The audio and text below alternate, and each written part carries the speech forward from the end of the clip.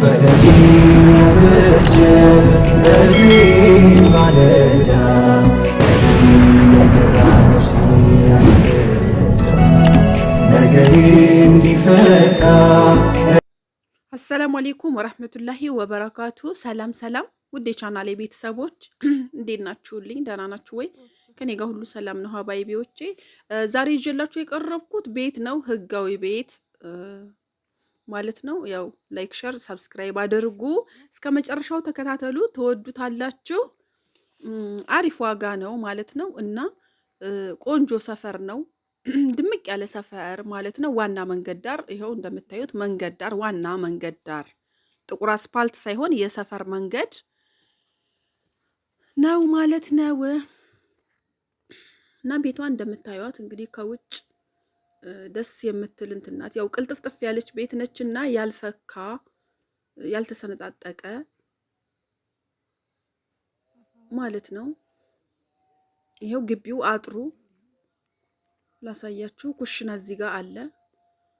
እቺ ኩሽናዋ ናት።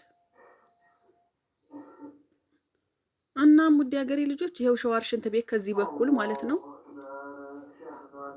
ሸዋር ሽንት ቤቱ ይሄው ከዚህ ውጭ ላይ ግን ሽንት ቤቱ አልተቆፈረም። በቃ ያው አዲስ የተሰራ አዲስ ጅምር ቤት ነው። ተኑሮ አልተኖረበትም ማለት ነው እንዳጠቃላይ።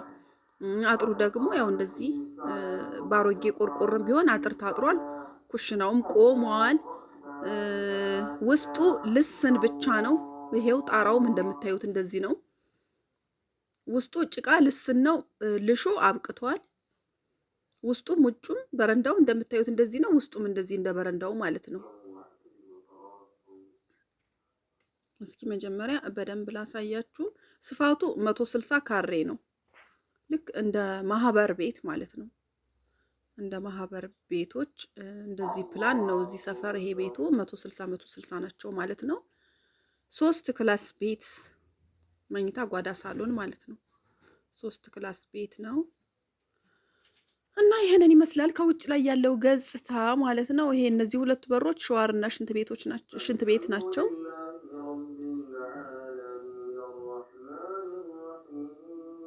እና ከፊት ለፊቱ ዋና መንገድ አለ። ከመንገዱ ቀጥሎ ትምህርት ቤት ማለት ነው። ትምህርት ቤት ነው። ከ1 እስከ 8 የሚማሩበት ትምህርት ቤት ነው ማለት ነው። ለስራ ምናምን አንደኛ ቦታ ነው። ለሱቅም ሆነ ትምህርት ቤት ስላለ እዚህ አካባቢ እና ለስራ አሪፍ ነው። የሰፈር ሱቅም ሆነ የሆነ እንደ ሻይ ቤት ነገር ቢከፈት ምናምን ከፊት ለፊቱ ከ1 እስከ 8 ትምህርት ቤት አለው ማለት ነው። እና ምርጥ የስራ ቦታ ነው እላችኋለሁ። የደመቀ ሰፈር ነው። ከኋላም ከፊትም ቤት ነው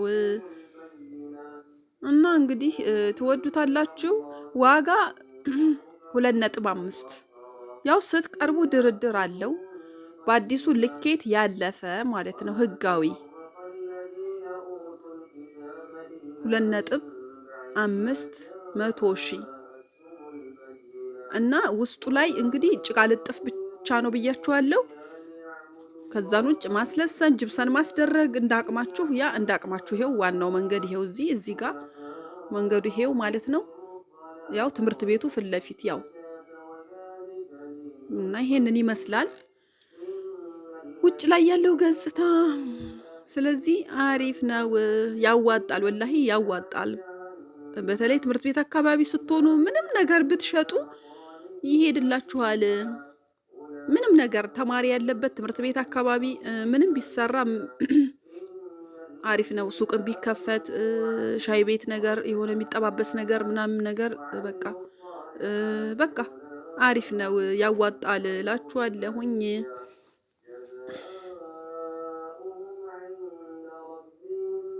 እና እንግዲህ ትንሽ መስጅድ ስር ስለሆንኩኝ የመስጅድ ድምፅ እየገባብኝ ነው ማለት ነው። መስጅድም አጠገቡ አለ። በቃ ለትምህርት ቤቱም ቅርብ ነው፣ ለመስጅድ ቅርብ ነው፣ ለሁሉ ነገር መንገድ ላይ ነው። ለሁሉም ነገር ለመኖሪያም ለስራም የሚሆን ወላሂ ፏዝንጥ ያለ ቤት ነው። እዚህ ጋር አሁን ቤቱ አለማለቁ ምናምን አይደለም ማየት ያለባችሁ። ወደፊት ግን ምንም ነገር የመስራት እድል አላችሁ ማለት ነው። ምንም ነገር እና ለማንኛውም ለዛሬ ይዤላችሁ የቀረብኩት ይሄንን ይመስላል።